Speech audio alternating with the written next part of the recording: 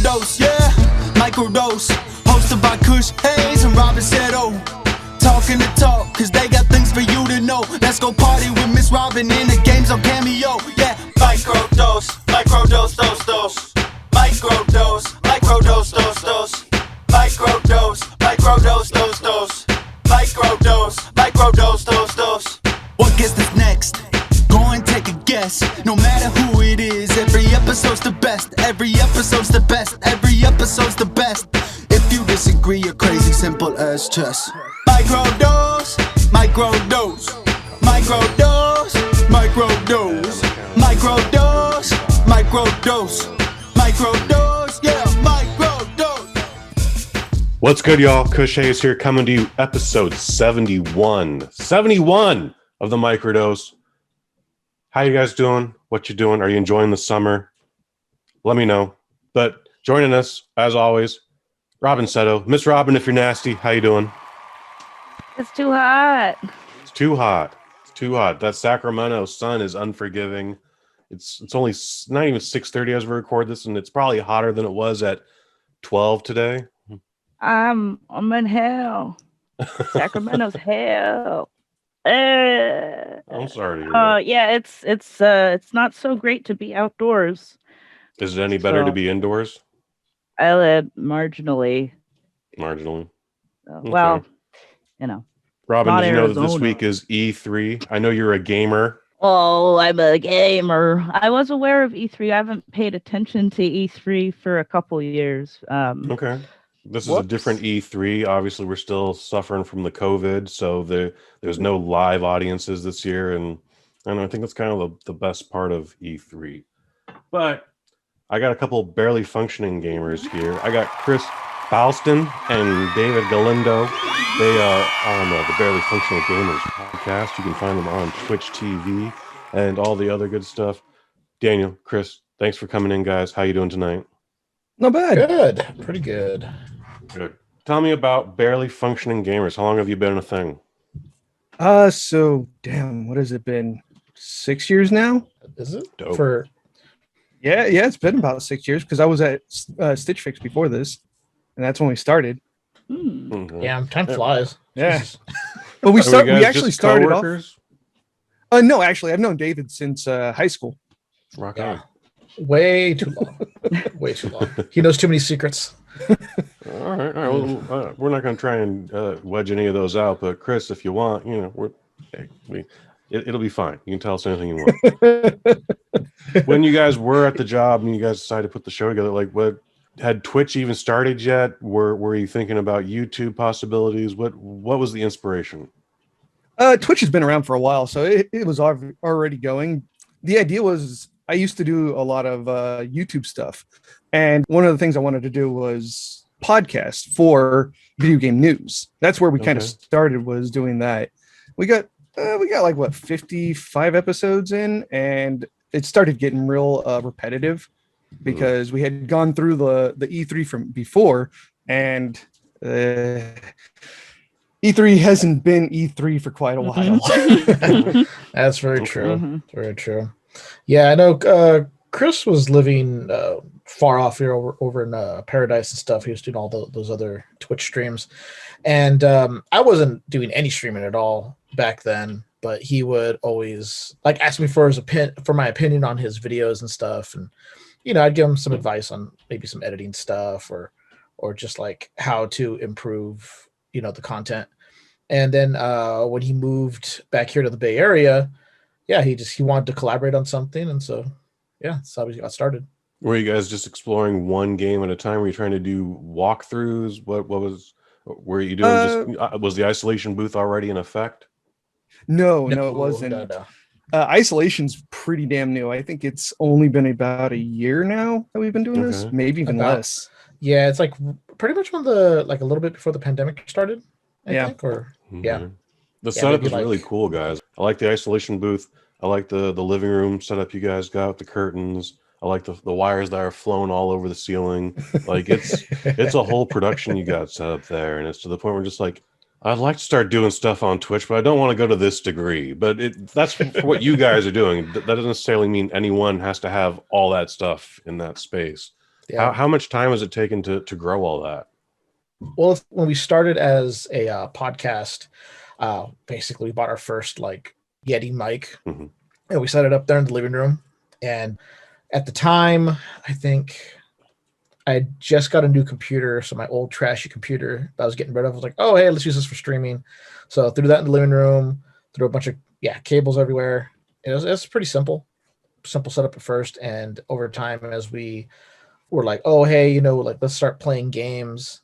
It's like trying to figure out ways like, well, how can we hook everything up without running like 200 feet of cable everywhere? And yes, there's a lot of cable, but there'd be even more if I didn't like set up stuff through the network. So I did a lot of research to really get the setup the way it is. And he's our engineer. It's super professional, man. At any other space, those cables might be on the floor. Again, people are tripping over them. There's a cat running back and forth. But no, they should be flying overhead where they're not in anybody's way. And I was just like, man, this is some shit. I like this. I feel like you guys have a lot of potential to do other great stuff in that space. E3, you guys mentioned that it hasn't been the same for a while. When was it E3, and what has changed about it since then?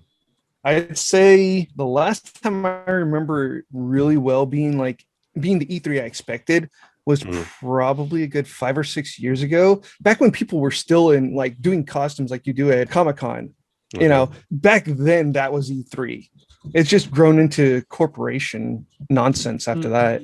But is that like 15 years ago, 5 years ago? Like my last recollection of an entertaining E3 was when it was on G4 and they were literally introducing the 3DS. And they had like 40 chicks out there in miniskirts, and it was like, here's this console. I gotta say, I probably went to one of the last good ones, which was like 2005 or 2006. Okay. Yeah, I think after that, I kind of felt like they really went downhill, and a lot of companies were like, "Hey, why are we spending all this money? We should just have our own show." And, it's just like it became too much about marketing instead of the gamers themselves. Which is what it felt like before. Like it was for the gamers. Well, despite the presentation, the information is still the information. Did anything catch your eyes this year? I'm looking forward to Breath of the Wild 2. They showed a little bit of video on that. A lot of speculation going on there. If anybody's ever played Skyward Sword, there's a lot of like land floating in the air and stuff. So I don't know where the story's going with that, but that seems cool. I know we're both me and Chris were looking at Metal Slug Tactics. Yes, that seems pretty dope. That's a SNK, right? Yeah, although .emu is making that game, and which is like they put a lot of care into like these retro style games. I mean, look at Streets of Rage 4, and what was it? Wonder Boy, I think it was the Wonder Boy remake. Yeah, all the art's great on those games. I saw the new Metroid. Any opinion on that? This is Metroid Dread, and people were expecting a Metroid Prime 4. Could they not be the same thing, or is it just a completely different thing? But it looks great. Yeah, I'm not a big fan of the art style personally, but I do like that they went back to a 2D side-scrolling platformer. I mean, it's been, what did they say, like 19 years, I guess, since we had one of those. Because Metroid, and I mean, Metroid Prime is good. But I gotta say, like Super Metroid is like one of my favorite games of all time. I mean, there's just something about that kind of gameplay that's great, and it looks to be much faster paced in Dread. Yeah, I'm not even sure who's making it, 'cause I don't think it's a first party Nintendo company. I think it's somebody else making it. Yeah, I have no idea either. I can't remember, but it looks good. But art style, I'm okay with. I was going to say, for me, what really caught my attention was Outer Worlds 2. I really enjoyed the first one, but Outer Worlds 2, the trailer definitely made fun of everybody that does trailers at E3 now. Yeah, that trailer was very meta. It was funny. What is Starfields 2? Is it a PC game? Is it a console? What console? Et cetera, et cetera, et cetera. Outer Worlds 2. It's PC console, and I think it's PC console. It's done by Obsidian, but part 2 that's coming out is going to be Xbox exclusive. Yes, because that's correct. Because Microsoft bought that company. What's your favorite console, guys, over all the consoles you have? And you guys actually have quite a lot in your facility there. But like, is it the new PS5? Is it something more old school? For me, it's definitely something more old school. I think Ooh, my favorite system that I have. It's somewhere between my Sega Saturn and my Sega Dreamcast. Okay. One of those two guys. God, the Dreamcast was ahead of its time. You know, it was like the first console to have out of the box modem with the system. Phantasy Star Online. That was like the first like console like online game that it came with, and just like the little VMUs, little memory cards. I don't know if you ever saw those, but it's like having a little Tamagotchi as a memory card. You know, and there are all sorts of games and stuff you can load in there, and I don't know, like Power Stone, Soul Calibur, Sonic Adventure, all sorts of great games on that system. For me, I'd have to go with the Xbox, because that's where I got introduced to Elder Scrolls 3. And as shitty as Bethesda is now, Elder Scrolls was a fucking gorgeous game, and it really brought me into the world, which I loved. Okay. I used to be a big fan of both Elder Scrolls and Fallout, and they've just lost me. Yeah, didn't you play the shit out of KOTOR on the first Xbox? I did. Yep. Knights of the Old Republic. Robyn, what's your favorite console? Oh man. Whether you've owned it or not. I spent a lot of hours with my DS. I had mostly handhelds growing up. For some reason, Mom didn't want to buy us like real consoles.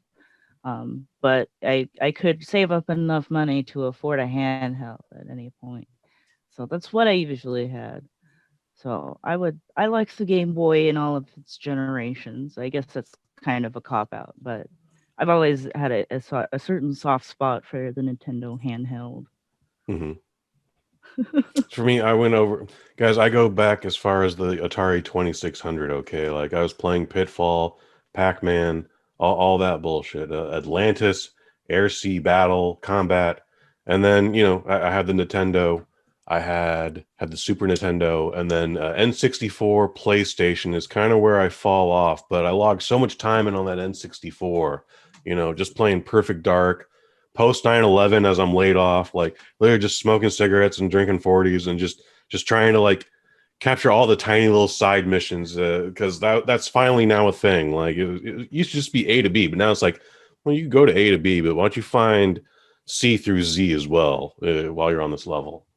That was an exciting time.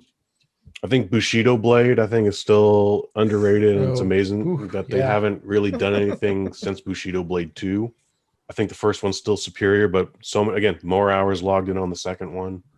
Street Fighter's always been my game, so it's exciting that now you can play the guys from Fatal Fury and Tekken on the whatever Smash Brothers is. Smash Brothers. Yep. Yeah, great times. And any specific memories of just something that was extraordinary in any one of those games you played, like you accidentally broke a record or uncovered something that shouldn't have been there? I got one. I like to talk about this all the time, but it's I beat the first Ninja Turtles on the NES. I'm one of the few people that I know that has done that. That's a fucking hard game. It's a hard ass fucking game. Yeah. Chip and Dale's Rescue Rangers on the original Nintendo. Growing up, I didn't have very many games, so I played that one a lot. And so I made it my goal, and I did achieve it, to beat the game without getting hit once. The Ceremony Mall used to have like baseball card and comic book conventions, and it was just that. It was just some dude's table, and here's my collection I'm selling, or whatever, multiple vendors. It wasn't like Comic Con. But one year, Nintendo and Capcom and Disney put together a tournament there. And I ended up playing Chip and Dale's Rescue Rangers. I ended up getting second place and winning some audio cassette of the Disney Afternoon soundtrack. Nice. That's cool. Very cool. And it would meet the voice of Darkwing Duck, and his show would be like 6 days old. Awesome. Got the last autograph. Wow. That's super Don't cool. remember what I did with it, but very, very cool. Great job. Guys, I'm hearing some music here. I think it's time for the Robyn Seto Cameo Party.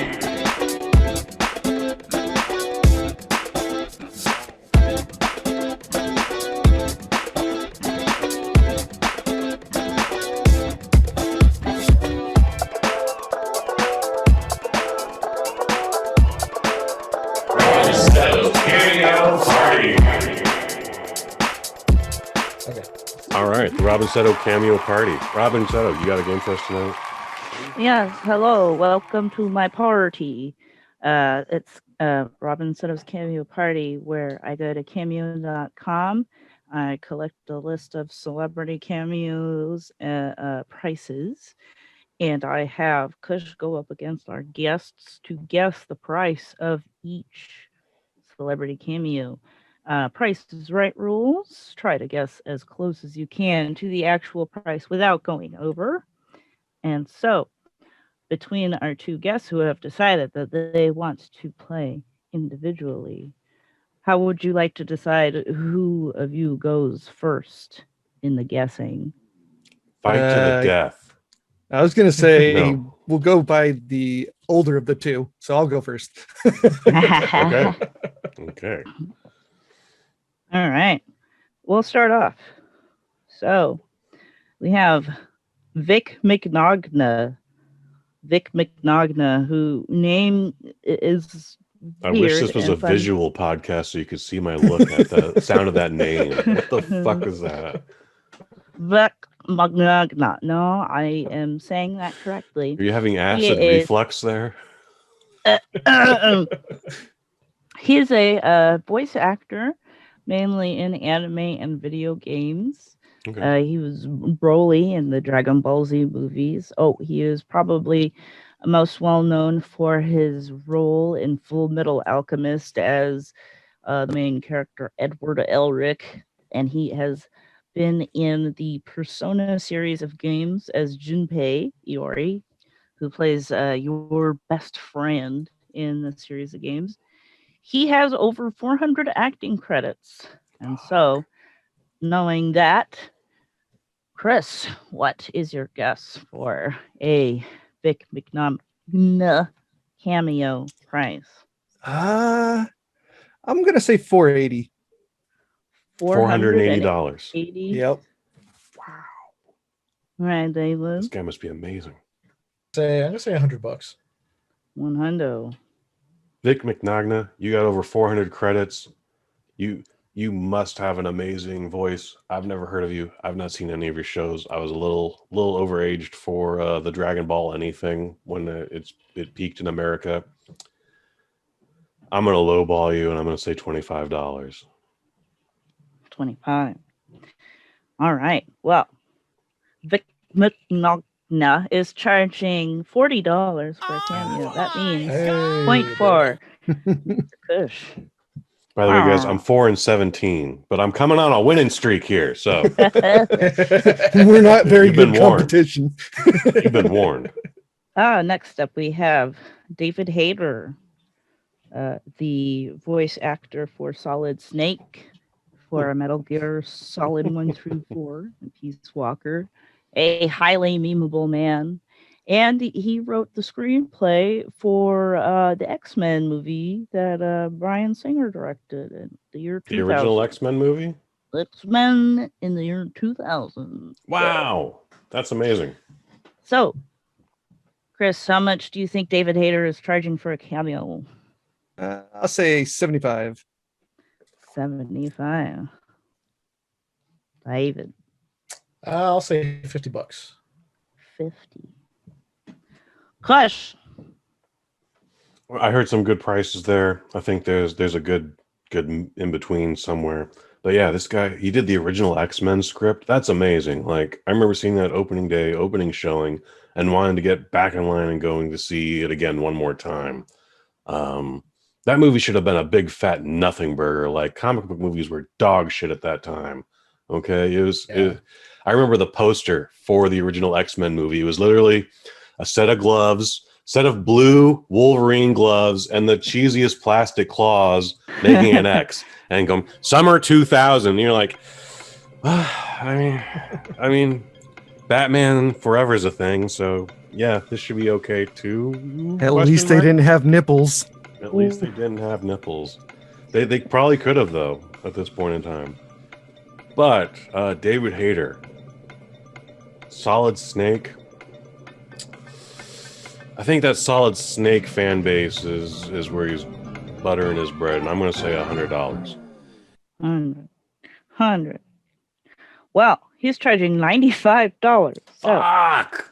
point for Chris. Okay. Well, now we're just going to go wild. We have Vanilla Ice. Boom, boom, boom, boom, boom, boom, boom. Yeah, the classic 90s white boy rapper Vanilla Ice.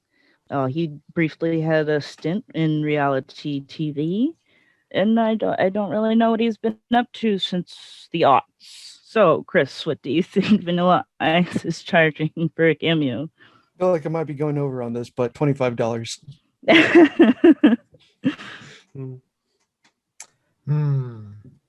I feel like he would try to charge more than he's worth, so I'm gonna say like 200. Wow. All right, Yeah, right. I mean, that dude, man, Vanilla Ice has got like a long history. Okay, like after the rap thing didn't work out, he tried to do this weird grind metal. He even did a cover of Boom. Oh god. And that was interesting. Oh, why? His reality show is actually about being an architect. So like he knows how to like build a physical home. He's got more than one talent, and it's a shame that he's just a punchline these days. But I'm gonna say Robert Van Winkle, $100. Straight hundo. Well, dude is charging $399. Damn. Oh, Like point I for said. David. But that's such a specific number, so it tells me two things. Once again, he's charging tax, but two, people are paying that. Like, someone paid that money. Jeez. Someone. Oh wow, not I hope me. he gave him $10 or 10 minutes. All right, we're all tied up, and we have two left. So fourth up is Polly Shore. Oh jeez. Hey, buddy. Yeah, Biodome and the from MTV. Chris, what do you think Polly Shore is charging in the year 2021 for a cameo? God. I would say if it was in the 90s, he would be hitting it like a grand easy. Now, I'd say I'm going to go ahead and go with my original statement of $500. Fine. They. God, I don't know if you could actually get that much. I gotta say 65. 65. 65, Good. Yeah, Pauly Shore is just like a phenomenon, dude. He was the American Yahoo Serious, if you will. Encino Man, fantastic. In the Army Now, better than it should have been. Biodome apparently is the thing that most people remember him from, and is because it's definitely his worst movie. Son-in-Law had a lot of heart. I'm just going to end on that one. And comedian Pauly Shore, I'm going to say is doing it 150. 150.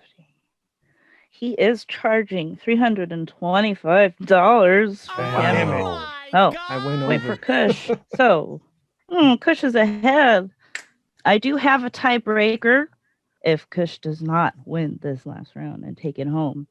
So, last up we have Floyd Mayweather. Floyd Mayweather.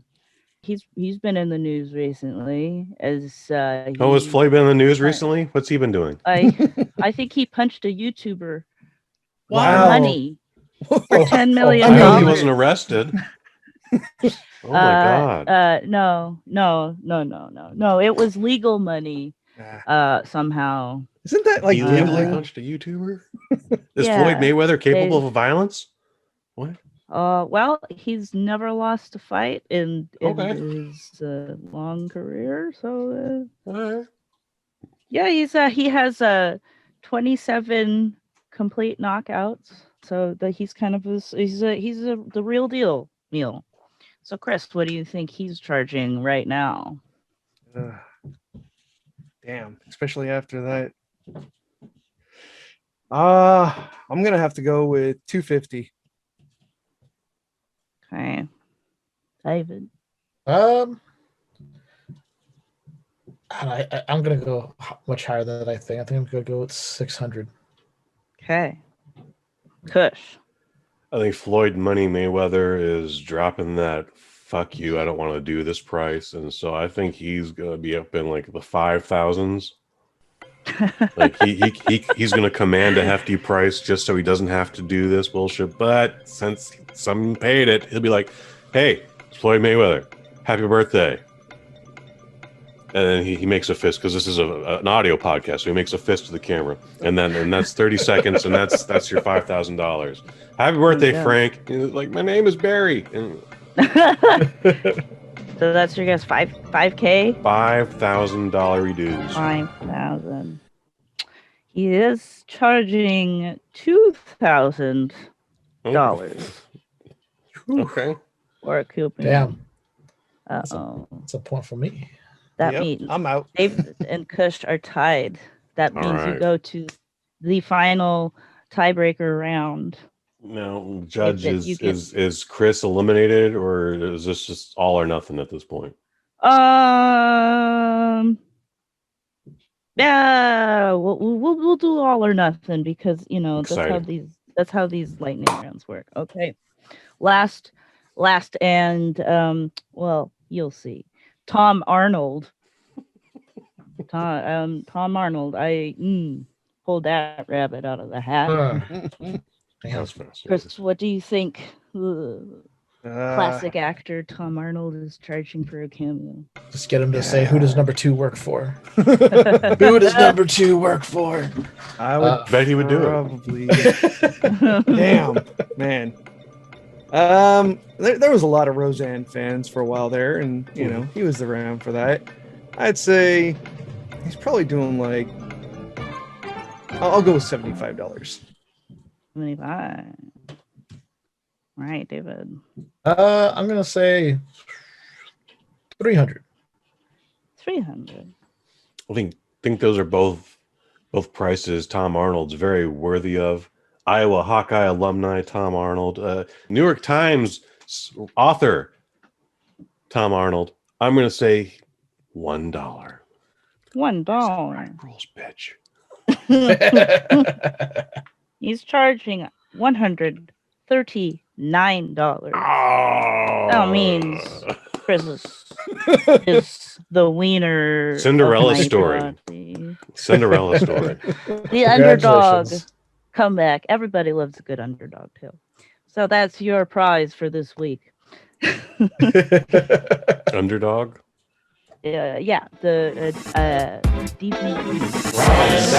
Cameo Party.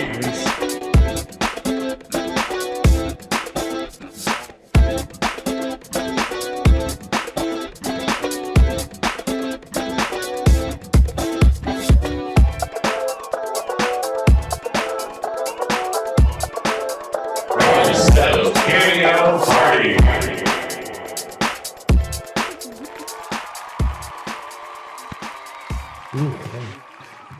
Guys, what is your favorite combat game? Mortal Kombat, Street Fighter, etc., etc., etc. What's your favorite? Are we speaking strictly fighting, or can it be like side-scrolling and beat-em-ups too? Let's stick to fighting games. Stick to fighting games. I'm gonna go with the Virtua Fighter series Okay. of games. And I specifically, I really do like 5, Virtua Fighter 5. Mm-hmm. When did that come out now? Because I remember Virtua Fighter in the arcade at the Qzar laser tag facility. Okay, and it's all polygons, and they're doing actual like crane poses. Like, this is the realest fighting game ever. Okay, respect it. But when did that? We're talking 1994 when that's a thing. The original Virtua Fighter? Yeah. That was something like 94. Because I remember, I was a teenager. At least when I played it at the Qzar, it was 94. Oh, the Yeah. Qzar laser tag. Good times. Those were the days. Yep. Yeah. But when did Virtua Fighter 5 come out? Was the question. 5. There is a remaster that just came out very recently, like a couple weeks ago. But originally when 5 came out, I think it was maybe I want to say like 5-6 years ago. All right. Has there been other Virtua Fighters? Has there been a Virtua Fighter 6? Not yet. Okay, because people are like very specific about like I love Street Fighter 2 and nothing but Street Fighter 2. Fuck Street Fighter Alpha, Street Fighter 4, Street Fighter Cubed, whatever. People love that one specific edition. I gotta say, like when it comes to the Virtua Fighter series, I feel like they really do improve on each version that comes out. Mhm. And I feel like they are probably putting up this remaster version because they're hoping to maybe see if people are still interested to maybe make Virtua Fighter 6. Because not too long ago, Sega had like some sort of board meeting, and they were talking about bringing back classic franchises that they haven't touched in a long time. Mm-hmm. So I'm hopeful. As for me, I'd probably go ahead and say King of Fighters 98. Okay. 98's a good one. Yeah. That's when I got into King of Fighters, and that was on the Dreamcast, which the animation, the background is fucking beautiful. Which For me, I think the best one they haven't improved upon has been Capcom versus SNK 2. Like, that thing was amazing. That's a good one. It's amazing. I wish I could. I never got to play Street Fighter versus Tekken, so I couldn't tell you if that's a better one. But Capcom SNK 2, just days at a time, I would log in on that game. Were you playing that in the arcade or on a console? At home on my PS2. PS2. Nice. Yeah. I'll be Ryu or anyone of his style, and I dare you to oppose me. David will beat everybody up. That sounds like a challenge that David didn't make, but I will still accept. I'll fight you with the Shumagorath and the Cactus Dude. The Cactus Dude? Oh, no. I can't remember his name right now. That's okay. If I get beat by the Cactus Dude, though, I'll be super embarrassed. Just like, oh. Notice me, senpai. No. Guys, we can find you on Twitter at BFGS Podcast, and then twitch.tv, Barely Functioning Gamers, Instagram, Barely Functioning Gamers. Is there anything you'd like to mention, plug, talk about? Yeah, I'd like to plug the Isolation for Mondays, which you were a guest on. You guys can catch that on Twitch. And yeah, we just play horror games and have fun and make fun of each other. And how many days a week are you guys on? Because like you said, the Isolation booth is a Monday thing, but that implies that there are other events in the week. Yeah, we were doing a Retro Tuesdays for a while there, but that's put on hold for the moment. Right now we're doing a lot of Space Engineers role-playing. So that's Tuesday, Thursday. We do... Oh, it's a new game. I can't think of the damn name. What is it, David? Outriders. Outriders. Yeah. And then on Friday, we do the SERP as well. So, but yeah, that's it. Yeah. Then I'll plug one more thing. We'll be releasing in about a month, probably. It's a game for kids on mobile. Dragons and Aliens Hospital. Me and a few buddies are developing that. And yeah, we're just like bug testing and just buttoning it up right now. Now, what is that game about? So it's like a kids game, and it's just like you're in a hospital. You're helping the doctor like perform, like help the patients. So it's just a lot of like clicking and dragging stuff to like take temperature and like put band-aids on, stuff like that. Okay, it sounds like the old point and click games for like Macintosh back in the day. Yeah. Yeah, could be like that. Yeah. We're probably talking like 6 or 7 and under, Okay. for these games. Very Like cute. that. Okay. Yeah. Sounds like fun. Did you guys ever play Uninvited or Deja Vu? These are very old school point and click games, so I wouldn't be surprised if you haven't.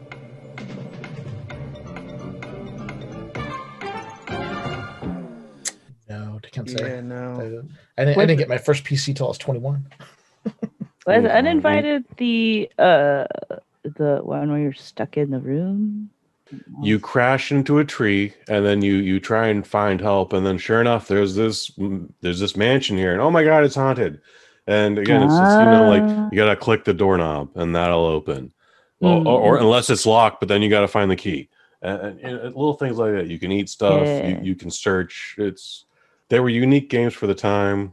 It's very primitive, but I feel like they're still effective. Every now and then you'd come across a grim specter, and it would make this loud, high-pitched scream. And as a 7-year-old, you're like, "Oh my god!"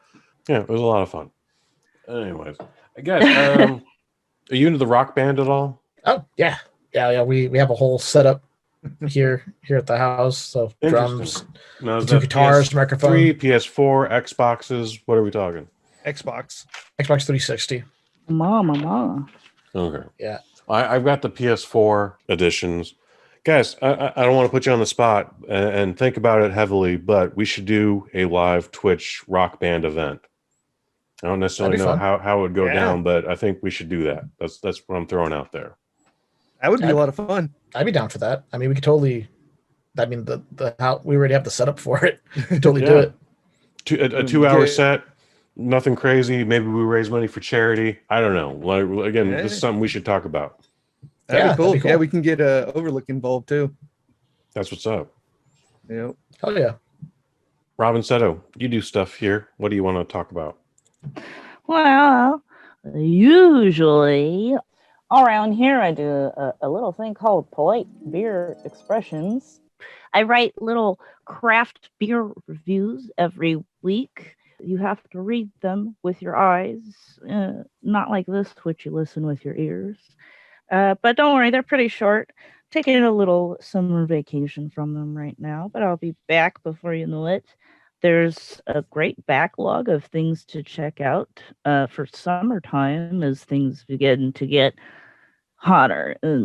But check those out. You might find something refreshing that you haven't tried before. Those usually go up on Wednesdays at noon California time because we like to sleep in.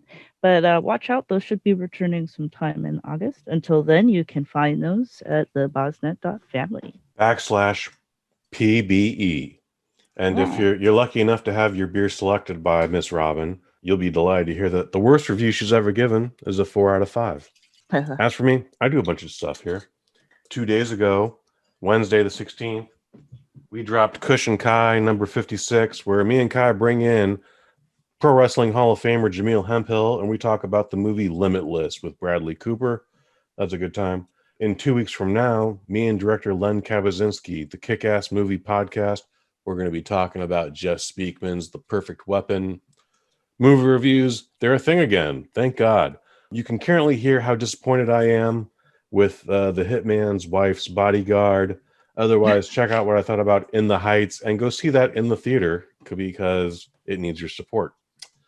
Otherwise, for the Barely Functioning Gamers, I've been Kush Hayes. I've been Robyn. You've been you. Microdose, microdose, microdose, microdose, microdose, microdose, microdose, yeah, microdose.